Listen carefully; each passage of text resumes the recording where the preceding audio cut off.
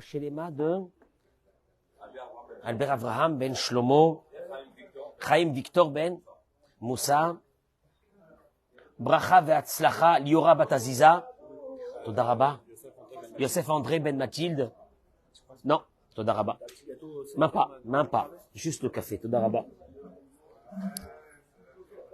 Alors, Boker Tov, Shavuot Tov, on est lundi, mais Shavuot Tov ou Mazal Tov.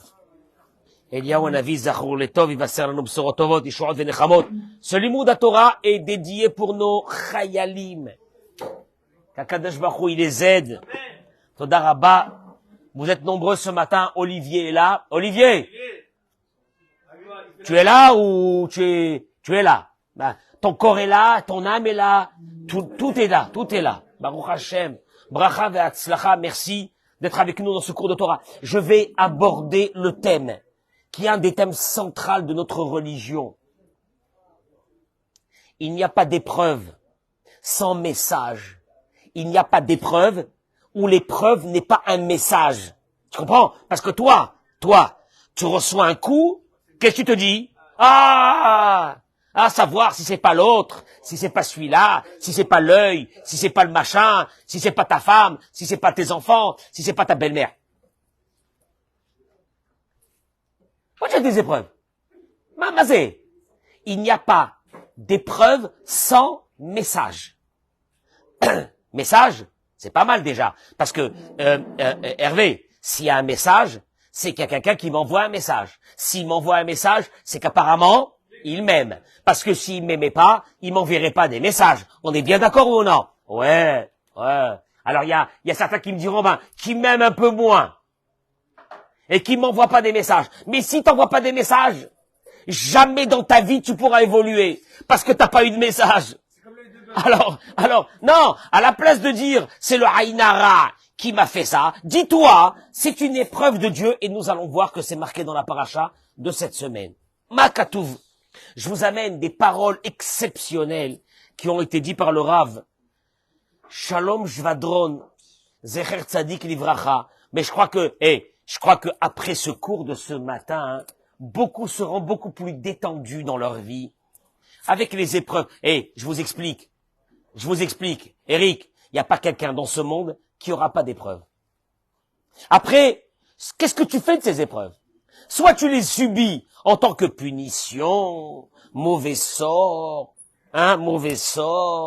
on m'a mis l'œil, ou bien tu te dis, Dieu, il m'aime, il est en train de me parler, et il m'envoie une épreuve. Et vous allez voir que c'est l'un des piliers de notre religion que je vais aborder ce matin, Be'ezrat Hashem. Nos amis qui se connectent dans les réseaux sociaux, partagez-moi ce cours. On m'a bloqué sur Facebook pour une semaine. Je ne sais pas si c'est à cause d'Olivier. Non, Hazve Shalom. On m'a bloqué. Olivier, on m'a bloqué pendant une semaine. Je peux pas partager les cours de Torah. Si les gens partagent eux-mêmes les cours de Torah, donc il y aura beaucoup de monde qui écouteront ce cours. Tout ce que je viens de dire en quelques mots est marqué dans la paracha. Vaishma Yitro. Yitro écoute. Quoi? Et kol asher asa, Elohim, les Moshe ou les Israël Amo. Tout ce que Dieu a fait à Moïse, à Moshe et à son peuple. Qui otzi Hashem et Israël mimitzraïm. Bon, on connaît l'histoire, c'est que Yitro, qui est entre guillemets le beau-père de qui? De Moshe, va venir embrasser la religion juive. C'est énorme. Yitro était, à cette époque, juste pour mettre le contexte, il était le pape. Il était le spécialiste de toutes les religions. Il va tout lâcher. Pour venir embrasser le peuple d'Israël. Alors, le Midrash y ramène. Le Midrash, parce que c'est le Midrash qui va nous ouvrir des portes. Le Midrash y ramène. Mashmu'a Shama'uba. Qu'est-ce qu'il a entendu? Alors, le Midrash, il commence et il dit, il a entendu la guerre qu'il y a eu avec Amalek. Bon. Ce sont les paroles de Rabbi Yoshua. Rabbi Yoshua, il dit qu'il a entendu la guerre de Amalek. Et c'est pour ça qu'il est venu. Rabbi El-Hazar Amar. Rabbi El-Hazar, il dit, Matan Torah Shama'uba. Le don de la Torah, il a entendu et il est venu. Eric? Ça sous-entend qu'il est venu après quoi? Après Matan Torah. Est-ce qu'il y a une marloquette? Quand est-ce qu'il est venu? Avant Matan Torah ou après Matan Torah? D'après Rabbi El-Hazar, c'était qui? Le fils de qui? De Rabbi Shimon Bar Yochai. De Rabbi Shimon Bar Yochai. Rabbi Shimon Bar Yochai, son fils. Bon, il a entendu Matan Torah. Quoi? Qu'est-ce qu'il a entendu? Chez Bécha, chez Nitna Torah l'Israël, Za'u kol malchei adama be'echalehem. Au moment où il y a eu le don de la Torah, tous les rois du monde ont eu peur. Ils ont transpiré de peur. Pourquoi? Pourquoi ils ont transpiré de peur? Ils ont entendu les bruits des quoi? Les éclairs, le tonnerre, la nature s'est arrêtée, les animaux se sont arrêtés de bouger. Un silence, du tonnerre, des éclairs. Qu'est-ce qu'il y a? Ils étaient très inquiets. Ils se sont dit peut-être c'est la fin du monde. Ils sont tous venus chez qui? Chez leur maître. C'était qui leur maître? Bilam. Amouroulo, ils lui ont dit, Bilam,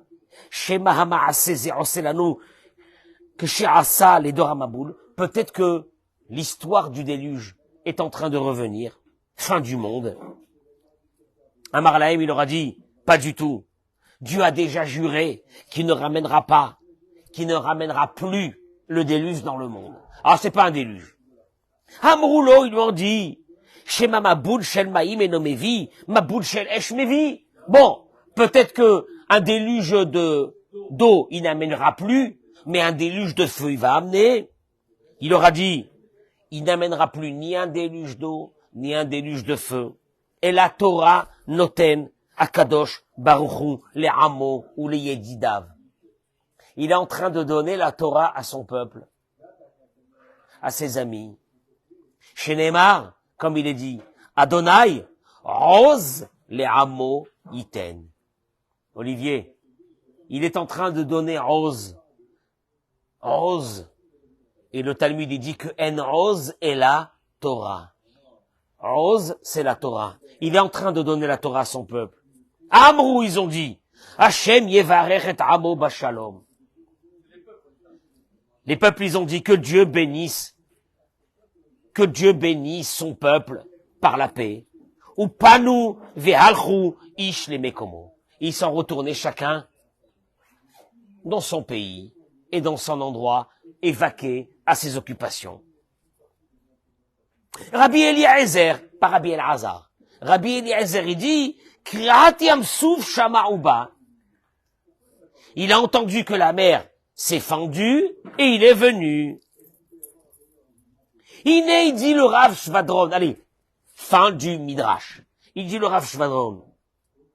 Rabbi Elazar, pardon, c'est pas Rabbi Elazar, le fils de Rabbi Shimon Bar Yochai, autant pour moi.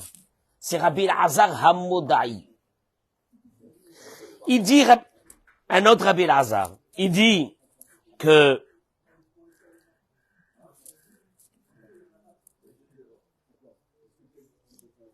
Rabbi Elazar Hammodai ramène tous les avis. Ça veut dire que Rabbi Elazar, il te dit, il a entendu que la mer s'est ouverte. Il a entendu que Dieu il a fait sortir son peuple d'Égypte. Il a entendu qu'il y avait la guerre avec Amalek. Mais ça l'a pas amené à venir au peuple d'Israël. Qu'est-ce qu'il a amené au peuple d'Israël? Le don de la Torah. Quoi? Pas seulement le don de la Torah, il dit Rabbi Elazar. Je vais t'expliquer. Les nations étaient inquiètes. Ils ont entendu un bruit. Ils sont venus chez Bilam. Bilam leur explique que c'est le don de la Torah que Dieu est en train de donner au peuple d'Israël. Viens ici, ramène les paroles du Sava de Kelem. Le Sava de Kelem, il dit que, il dit comme ça, Kol oved avoda zara midabek benafsho el ha-sheker.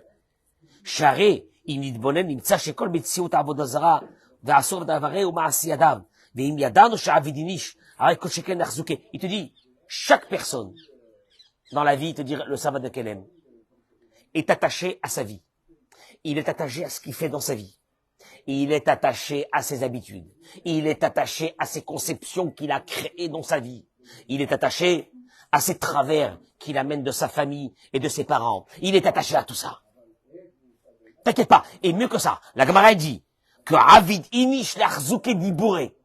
Quand une personne elle a une conception de sa vie, elle est très attachée à ça Et elle ne veut surtout pas se détacher. Et quand tu viens lui expliquer qu'il y a d'autres conceptions dans la vie, il n'accepte pas. Bon, alors qu'est-ce qu'il y a? Il dit, regardez comment le Sava de Kelem, il va rentrer dans cette histoire. Il dit, nous voyons aujourd'hui que le monde où il n'y a aucune valeur de Torah est un monde qui est en faillite. Hein? Il est en faillite. Non? Hein? Pas en faillite, hein? Il est en faillite. J'ai écouté une journaliste israélienne qui disait elle n'est pas religieuse, hein, du tout. Elle disait qu'elle avait mis ses enfants dans une école religieuse. Ils lui ont dit pourquoi? Pourquoi? Elle leur a dit, mais je comprends pas pourquoi vous posez une question pareille. Vous le savez que le monde non religieux est en faillite. Il n'y a plus rien. Il n'y a plus rien. Quand tu vois des jeunes en Israël remplis de tatouages, de boucles d'oreilles, de piercings, de drogue, de shit. Hein? C'est la jeunesse. De rêve party. Hein? De destruction du cerveau. Quand tu vois ces jeunes filles qui sont complètement déstructurées, qui ont 25 ans ou 30 ans, et tu te poses une question, est-ce que cette jeune fille un jour va pouvoir porter des bébés et les éduquer? Les éduquer, parce qu'on parle de quelque chose de sérieux. Non? Non. Hein? D'alcool. On les voit ici. Ici, il y avait une époque, parce que maintenant, chez nous, tout l'endroit qui est autour de nous est privatisé pour des familles qui viennent du nord et du sud d'Israël. Mais il y a une époque où ici, vous aviez des rêves parties qui commençaient à 9 heures du soir et qui se terminaient à 9 heures du matin. Tu peux pas tenir 12 heures de nuit comme ça, si ce n'est que tu es imbibé et d'alcool et de drogue, et tu les vois, c'est des jeunes filles qui sortent d'ici, fracassées du cerveau, après avoir consommé toutes les substances d'excitation. Maintenant, tu te dis, cette petite jeune fille qui passe là, moi, à mon âge, quand je les vois passer, qu'est-ce que je me dis? Ça peut être ma fille. Elle va porter un jour des bébés. Elle saura tenir un foyer. C'est une vraie question. C'est une vraie question. De cette génération qui est partie en fumée. Elle est déjà partie en fumée.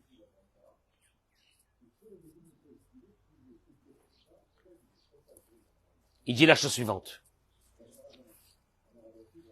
Il dit le Sava de Kelem, Yitro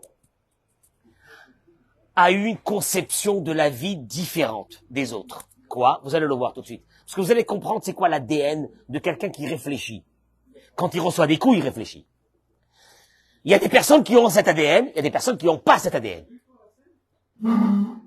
Il dit, quand Yitro a recherché à travers toutes les idoles la vérité, c'était un homme qui cherchait la vérité. Il a vu qu'il n'y avait rien dans telle idole, il a laissé. Il est parti prendre une autre idole. C'est pour ça qu'il était spécialiste dans tous les idoles. Mais lui, il cherchait la vérité. Comme il cherchait la vérité, il n'est pas resté attaché à une conception de la vie en se disant c'est ça là. Non, c'est pas ça là, ben je vais chercher une autre. Eh ben c'est pas grave. Et là, ouais mais à 25 ans, à 30 ans, de changer de vie, à 40 ans, c'est dur. Il te dit, moi je cherche la vérité. Elle marche pas ça là, je vais chercher une autre. Veine. Biria shel bakashat haemet libit yitro vera od riya acheret amuka yoter sheotzia oto mishalvato. Mais qu'est-ce qui a vraiment ébranlé Yitro? Amalek, il a entendu la guerre de Amalek, il n'a pas changé, hein. Encore. Il a entendu la sortie d'Égypte, il n'a pas changé. Quand est-ce qu'il va changer? Il a entendu que la mer s'est ouverte. Il n'a pas changé. Quand est-ce qu'il va changer? Quand il entend que toutes les nations sont venues chez Bilam. Écoute-moi bien. Inquiets. Et que Bilam leur dit, non, ne vous inquiétez pas. Tout ce qui se passe dans le monde, c'est pas un phénomène de destruction du monde. C'est quoi seulement? Le don de la Torah que Dieu va donner. Alors, toutes les nations disent, Adonai, Rosle amo iten, Adonai yevarech et amo bashalom. Dieu a donné la Torah à son peuple, que Dieu bénisse son peuple, et ils sont repartis chez eux. Et là, Yitro dit, c'est abominable. C'est abominable. C'est ça qui va amener Yitro. C'est abominable. Vous entendez qu'il se passe quelque chose d'énorme qui s'appelle la venue des valeurs, des valeurs humaines, universelles pour les juifs, pour les non-juifs, pour tout le monde. Et vous écoutez ça et vous dites que Dieu bénisse son peuple et vous retournez chez vous. C'est horrible. Yitro dit, moi toute ma vie je cherche la vérité pour devenir quelqu'un de bien. Et maintenant j'entends qu'une vérité est arrivée. Je voudrais aller l'entendre et la voir. Et vous écoutez ça et vous retournez chez vous. Ça, je peux plus. Tu as entendu? Je peux plus. En 2 mots, Olivier, qu'est-ce qu'il te dit, Yitro? Yitro te dit, tu reçois des messages et tu n'écoutes pas. C'est la fin de ta vie. Il n'y a pas plus pire que ça. Parce que des miracles, on a écouté des miracles, c'est mignon les miracles, c'est beau les miracles, hein. C'est beau, la mer s'est ouverte, machin. C'est pas ça qui change Yitro, il dit ça va de Kelem. Tu sais ce qui change Yitro? Ce qui secoue Yitro dans sa tête, c'est que vous écoutez, qu'il y a une conception nouvelle de l'humanité qui est en train de naître. Celle des valeurs humaines, celle de l'humanisme, celle de l'humanité, celle de la crainte de Dieu, celle du changement de toi-même, que tu évolues dans ta vie. T'écoutes pas ça? Tu dis, Hazak ou Baruch pour le peuple d'Israël, et tu t'en vas? Ça, je peux pas. Il dit, je peux pas. C'est la pire des choses. C'est-à-dire que, pour Yitro, il y a plus pire que la mer qui s'est ouverte et les miracles. Ouais, les miracles, des miracles. Yitro, il te dit, il y a une chose, moi, qui va me tuer. C'est laquelle? C'est quand je vois une humanité qui continue à vivre une vie. Sam, il y a des messages. Et tu continues à vivre une vie normale. Tu te poses pas des questions. C'est un peu ce qui nous arrive aujourd'hui aussi, hein. Il y a des messages, hein, qui arrivent là, hein. Hein? Non? Hein? La terre d'Israël est menacée. Le juif est menacé. La justice à Hague, des clochards, sont en train de nous juger. Des voyous, qui dans leur propre pays, c'est la débandade totale, ils sont en train de nous juger à nous, parce que nous, on n'aurait pas dû réagir. Hein? On a égorgé combien? 1500? Vous les juifs, vous ne devez pas réagir quand on vous égorge. Vous devez tendre à la deuxième joue, comme Jésus. Vous n'avez pas le droit de vous défendre. Non, vous n'avez pas le droit de vous défendre, vous les juifs. Et vous ne posez pas des questions. Qu'est-ce que Dieu veut qu'on change dans notre vie? Puisque tout vient de Dieu. Et là, je vais vous amener une chose qui est très importante parce qu'on va se recentrer sur le particulier, sur nous-mêmes d'abord. Tu vois, il y a eu un homme qui analyse une situation et qu'il dit le sabbat de Kelem. À travers l'analyse de la situation, il décide de quoi? Complètement. De changer complètement. Il a fait toutes les idoles du monde. Mais il dit, il y a une chose qui, pour moi, elle est épouvantable. C'est cette humanité qui ne comprend pas qu'il y a des messages. Moi, je vais leur montrer que je comprends qu'il y a un message. Je vais y aller voir ce qui se passe chez les Juifs. Je vais essayer d'adhérer à leur religion pour voir ce qu'ils disent. Est-ce que c'est vrai ou c'est pas vrai? Est-ce que c'est bien ou c'est pas bien? Mais moi, je suis à la recherche de la vérité, quitte à ce que cette vérité me change complètement.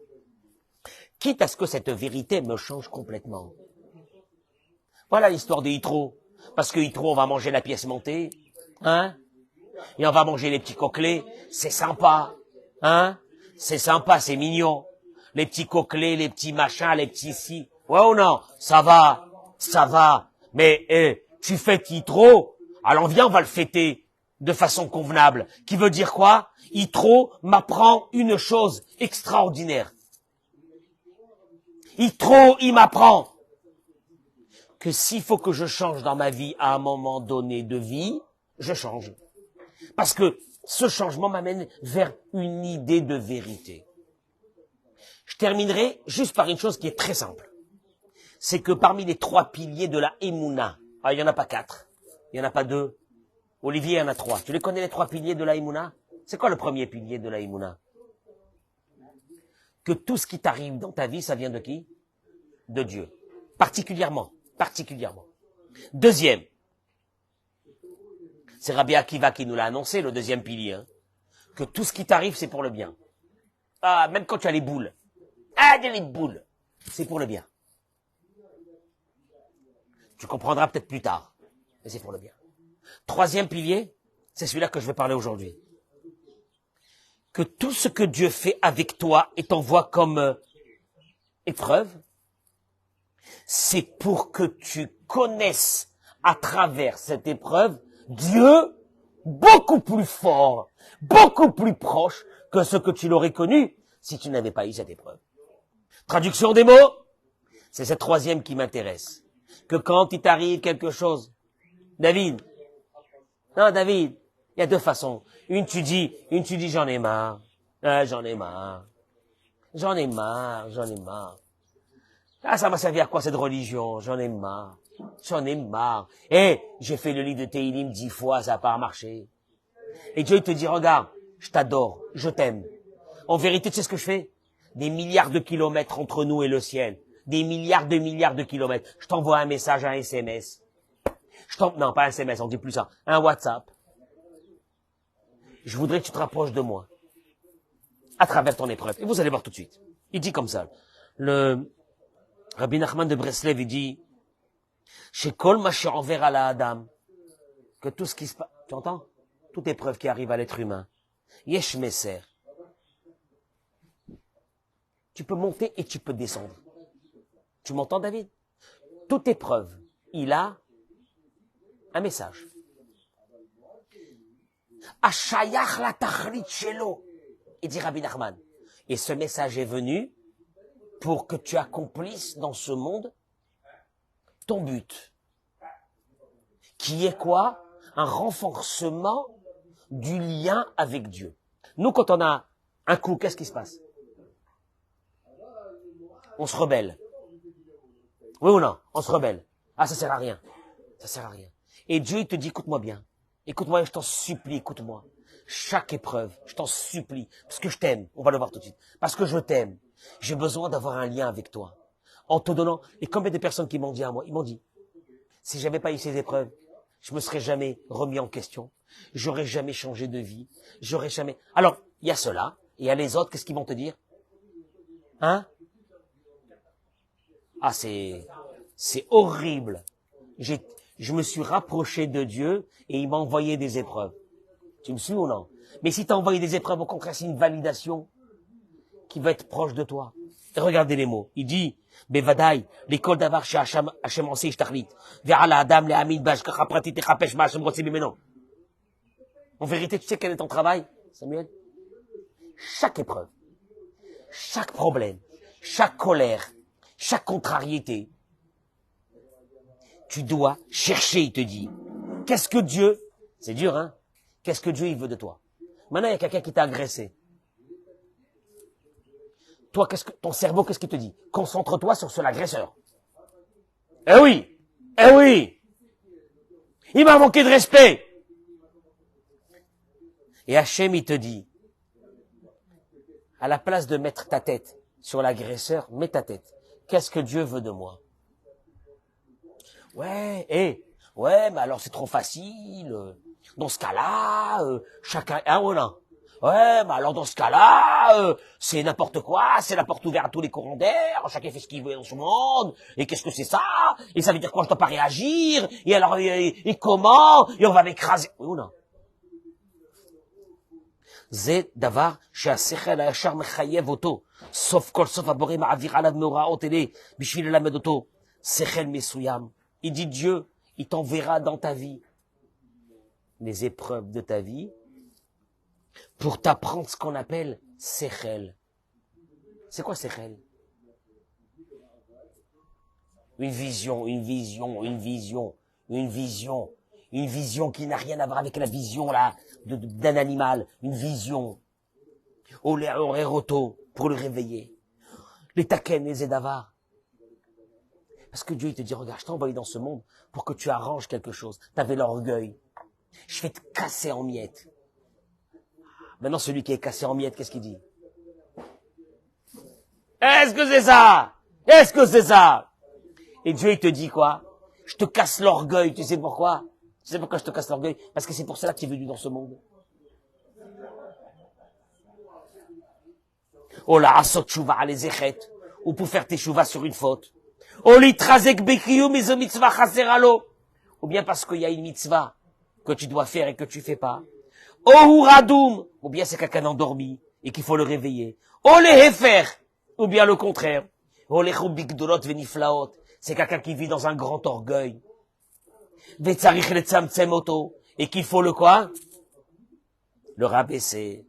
Vechayav kol echad nishtadel efi madregato la vide. Et chacun, selon sa possibilité, d'essayer de voir qu'est-ce qui va pas dans sa vie, pourquoi il a reçu cette épreuve. C'est dur, hein? C'est dur. Parce que quand tu as une épreuve, qu'est-ce que tu dis? Quelqu'un t'a volé de l'argent, qu'est-ce que tu dis? Hein? Il m'a volé. Il m'a volé. Il m'a volé. Il m'a volé, je vais me venger. Je vais le tuer. Hein? Et puis le cerveau, il est pris par ça. Eric, il m'a volé. Il m'a volé à moi. Il m'a volé. Il m'a volé. Mais jamais tu t'arrêtes en plein milieu et tu dis, pourquoi il m'a volé? C'est Dieu. Tu vois bien qu'en vérité, tout retourne vers la Imouna. Si c'est Dieu, pourquoi il a fait ça? En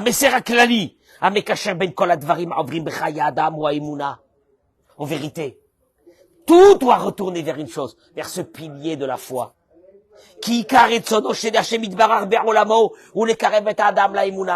Parce que l'essentiel d'un être humain, c'est de rapprocher un homme. L'essentiel de Dieu, c'est de rapprocher un homme à la foi. Alken, bechol macha enverra la Adam, et que tout ce qui se passe dans ta vie, Hashem itbarach mekaven oto lilmod emuna, en vérité Dieu, c'est un apprentissage. C'est quoi? Toutes les épreuves. C'est un apprentissage de choses que tu fais pas encore, ou qui vont pas dans ta vie, et que tu dois changer. Et en vérité, tu dois passer ton temps quand tu as une épreuve à essayer de comprendre qu'est-ce qui va pas dans ta propre vie et de changer. Tu sais pourquoi en plus? C'est pourquoi en plus? Parce que si tu changes, l'épreuve passe. Quand tu vois des gens, ma parole, qui se sont mariés, ils ont divorcé. Attends, ils se remarient, ils sont encore en divorce. Et dis-moi, il y a quelque chose dans ta tête ou il y a rien? Il a des réponses, lui. C'est pas de ma faute. Je tombe chaque fois sur des tordus.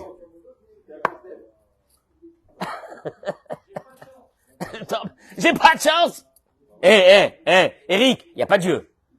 Il y a pas Dieu. Je tombe chaque fois sur des choses tordues, des tordus. Mais je fasse, moi. C'est pas de ma faute. Le sort, j'ai pas de mazal dans ma vie. C'est simple, hein. C'est bien, hein. Et Dieu lui dit, regarde. Je t'ai envoyé la première femme pour qu'elle te change. Et qu'elle t'enlève un peu cet orgueil que tu avais en toi. Ah, va marcher. Je t'ai envoyé une deuxième. Rien. Il te dit, c'est épouvantable, ces gens-là, qui voient la vérité en face, et qui décident de partir. Tranquillement, comme si de rien n'était. Adam, Shishlo Isorim. Je termine avec ces mots. Quelqu'un qui a des épreuves. Barosh ou Barishona, au premier. Alav livdok et atzmo, il dit Rabbi Nachman. Ah, c'est lui. Première chose, tu veux que les épreuves s'arrêtent, commence à te concentrer sur toi-même.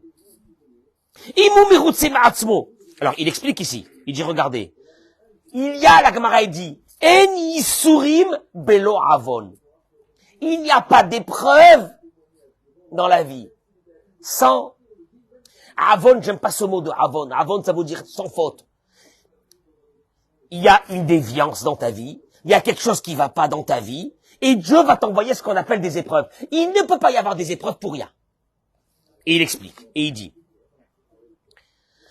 comme le Ramban, le Nachmanide, le Ramban, qui est au temps du Rambam, du Maïmonide, il dit, En la Adam chelek betorat Moshe Rabbeinu. Le Ramban, il dit, un juif n'a pas de place dans la Torah de Moïse. Oh, il peut être un grand religieux, avec une grande barbe, un grand chapeau. Il n'a pas de place dans la Torah de Moshe. Pourquoi? Achen Amin. Jusqu'à qu'on arrive à cette conception fondamentale Chez Kol Devarenu, que chaque chose qui nous arrive, ou Mikrenu, c'est quoi Mikre? Les hasards. Quel hasard? Les hasards. Kulam Nissim, tout est envoyé par Dieu. Ben im beteva ou minago shel olam.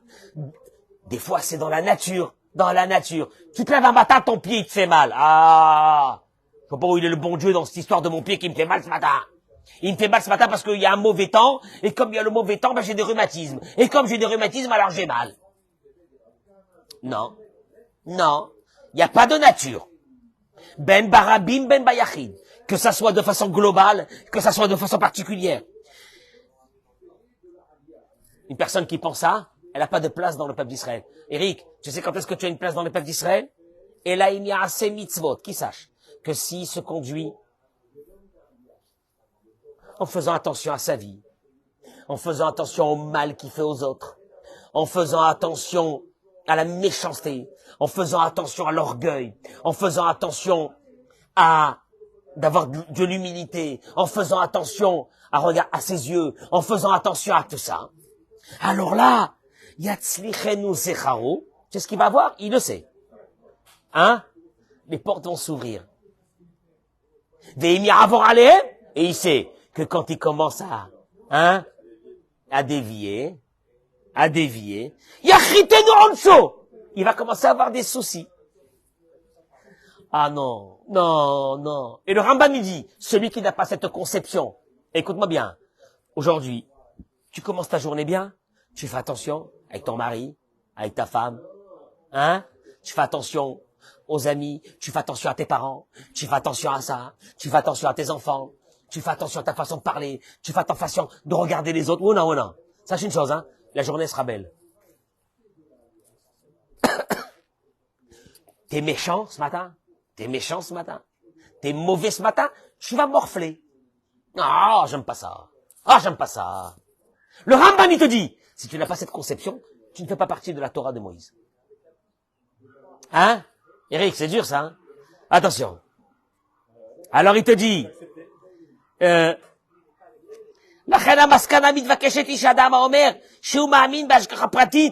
personne qui te dit, moi j'y crois en Dieu. Tout vient de Dieu. Mais, quand il m'arrive un souci, il n'y a pas Dieu. Le souci, c'est pas à cause de Dieu, c'est à cause de quelqu'un. Je termine avec ça. À toi,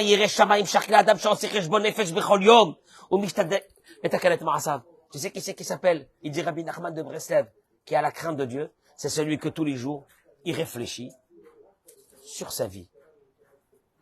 Ça revient à l'histoire de Yitro. Réfléchir. Tu réfléchis? Tu réfléchis à ceux qui sont autour de toi, comment ils vivent avec toi?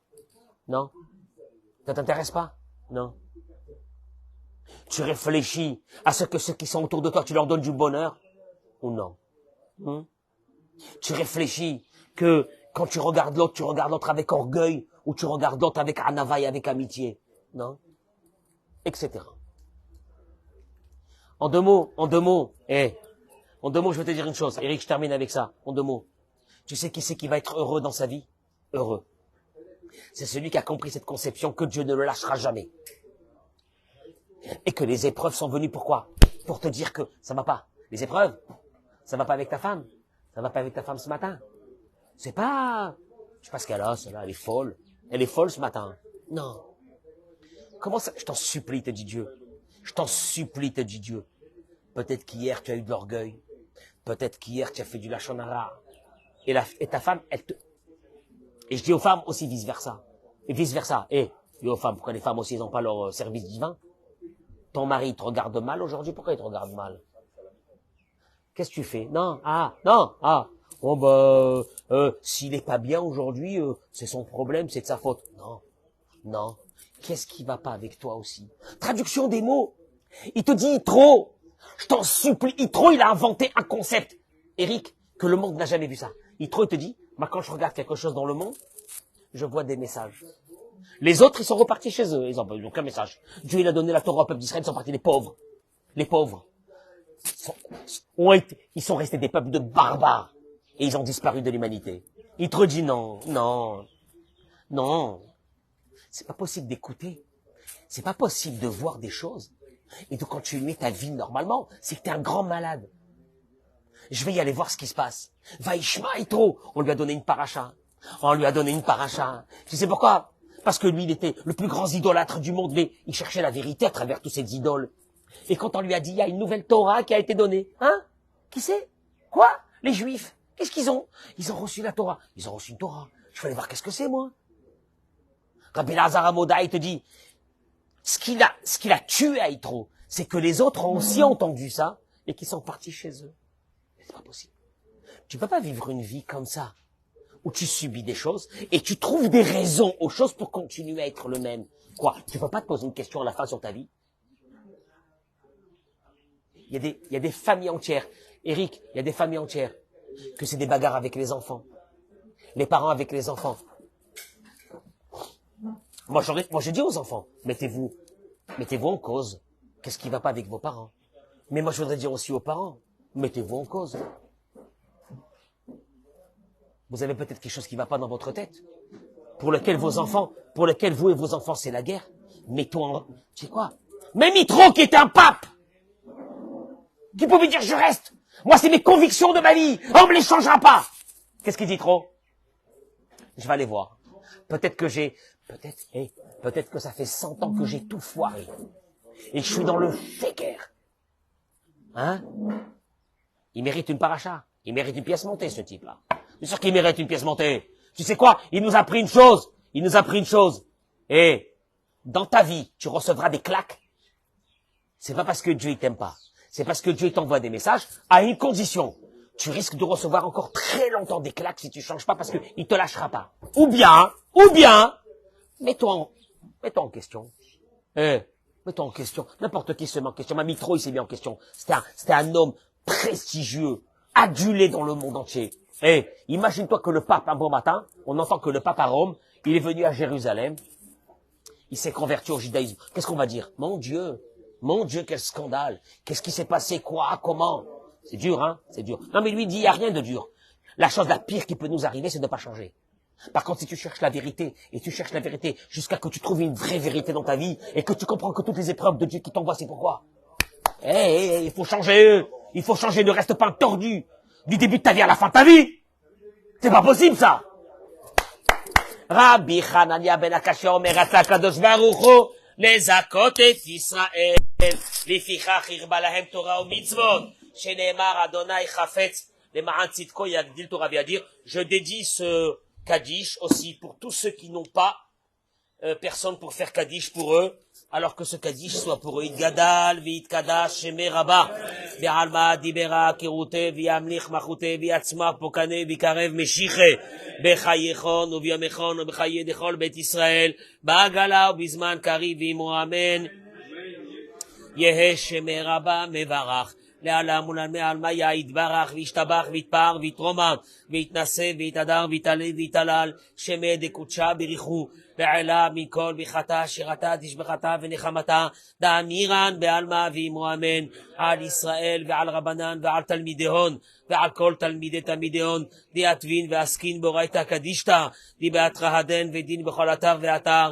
יהא לנה ולהון ולכון שלמה חינה וחסדה ורחמי מן קודם אל המרי שמיה והרעה ואמרו אמן יהא שלמה רבה מן שמיה חיים ושבע וישועה ונחמה ושזבה ורפואה ולהפליחה ורפרה ורווח והצלה לנו לכל עמו ישראל ואמרו אמן עושה שלום במרומיו וברחמיו יעשה שלום עלינו ועל כל עמו ישראל ואמרו אמן. Une semaine exceptionnelle, amen, Kenny Ratson. On a David Lévy, David Biton. Et tu sais quoi? Si le Mashiach, il vient pas tout de suite, il y a un problème. Chazak ou Baruch.